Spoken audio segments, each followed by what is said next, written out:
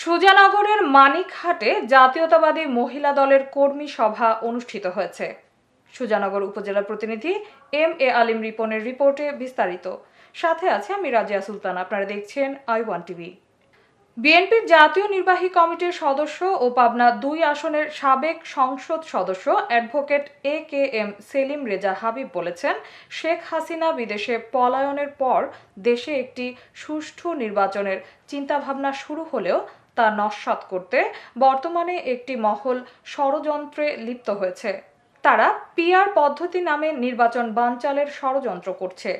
সুজানগর উপজেলার মানিকহাট জাতীয়তাবাদী মহিলা দলের কর্মী সমাবেশে প্রধান অতিথির বক্তব্যে একটি রাজনৈতিক দলকে উদ্দেশ্য করে সেলিম রেজা হাবিব বলেন, ইসলামের কথা বলে মানুষকে ধোঁকা দেওয়া যাবে না, মুসলমানরা এটা সহ্য করবে না।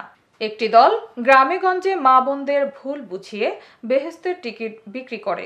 তারা এটা কোথা থেকে পেল, ডিলারশিপ দিল কারা? তিনি বলেন, একটি দল পিআর পদ্ধতিতে নির্বাচন চায়, অথচ গ্রামে গঞ্জে ঘুরে তাদের প্রার্থীদের পক্ষে ভোট কুড়িয়ে বেড়ায় এবং পরিচয় করিয়ে দেয় একটি স্ববিরোধী অবস্থান। নির্বাচন করতে হলে নির্বাচনের কথাই বলতে হবে। ভোটারদের বিভ্রান্ত করার চেষ্টা করা উচিত নয়। তিনি বলেন, এ দেশের মানুষ শহীদ প্রেসিডেন্ট জিয়াউর রহমানের দল বিএনপিকে ভালোবাসে। তারা দেশনেত্রী বেগম খালেদা জিয়াকে বারবার প্রধানমন্ত্রী বানিয়েছে। আগামীতে তারেক রহমান দেশের হাল ধরবেন ইনশাল্লাহ। এ সময় তিনি আগামী জাতীয় সংসদ নির্বাচনে সবাইকে ধানের শীষে ভোট দেবার আহ্বান জানান। সোমবার মানিকহাট ইউনিয়নের বনকোলা স্কুল অ্যান্ড কলেজ মাঠে অনুষ্ঠিত এ কর্মী সমাবেশে অন্যদের মাঝে বক্তব্য দেন উপজেলা মহিলা দলের সভাপতি হাজারি লুৎফুন নাহার প্রমুখ। সমাবেশে অসংখ্য নারী অংশগ্রহণ করেন। জামাত ইসলামী বা ইসলামী দলগুলো মুখে যা বলে তারা বাস্তবে কিন্তু সেটা তারা করে না। আপনারা দেখেছেন, গত পূজায় দেখেছেন না, টেলিভিশনে দেখেন নাই যে তারা জামাত ইসলামের লোক এই যে দুর্গা পূজায় মন্দিরে যা বলছে, আল্লাহ শুকরিয়া আদায় করছে। আল্লাহ রাব্বুল আলামিন এই পূজায় আসার তৌফিক দান করেছেন, এই প্রতিমা দর্শনের তৌফিক দান করেছেন জন্য তারা শুকরিয়া আদায় করছে। এটা কোন মুসলমান এটা করতে পারে? তারা পূজা এবং রোজাকে এক ফুলের এক বৃন্তের দুটো ফুল বলেছে, এটা তারা পারে? কখনো পারে না। সুতরাং তারা কৃষ্ণ বিষ্ণু সাথে আমাদের প্রিয় নবী হযরত মুহাম্মদ মুস্তাফা সাল্লাল্লাহু আলাইহি সাল্লামের তুলনা করেছে। নাউজুবিল্লাহ। সুতরাং মুসলমান এক আল্লাহ এবং আমাদের প্রিয় রাসূল ছাড়া কারোর সাথে তুলনা করার কোনো সুযোগ নেই। আল্লাহর সাথে কারোর তুলনা নাই, রাসূলের সাথে তুলনা করার লোক পৃথিবীতে নাই।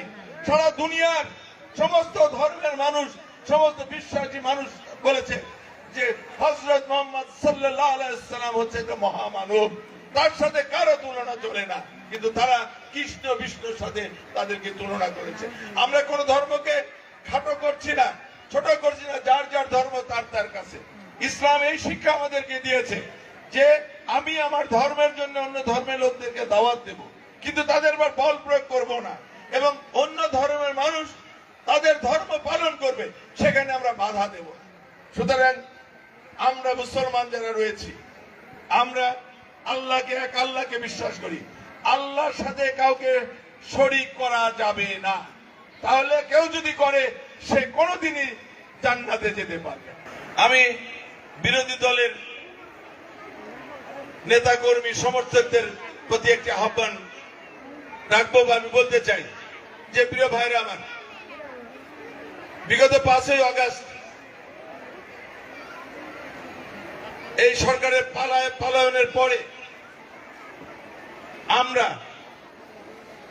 সর্বতভাবে চেষ্টা করেছি আপনাদেরকে নিরাপত্তা দিতে, এবং আমি গর্বের সাথে বলতে চাই, বিশেষ করে মানিকহাট ইউনিয়নে বলতে চাই যে আমরা আপনাদের পরিপূর্ণ নিরাপত্তা আমরা দিয়েছি। আপনারা যারা সাধারণ নেতাকর্মী সমর্থন রয়েছেন তারাই পালিয়েছে, যারা অতীতে মানুষের উপর অত্যাচার নির্যাতন চাঁদাবাজি করেছে।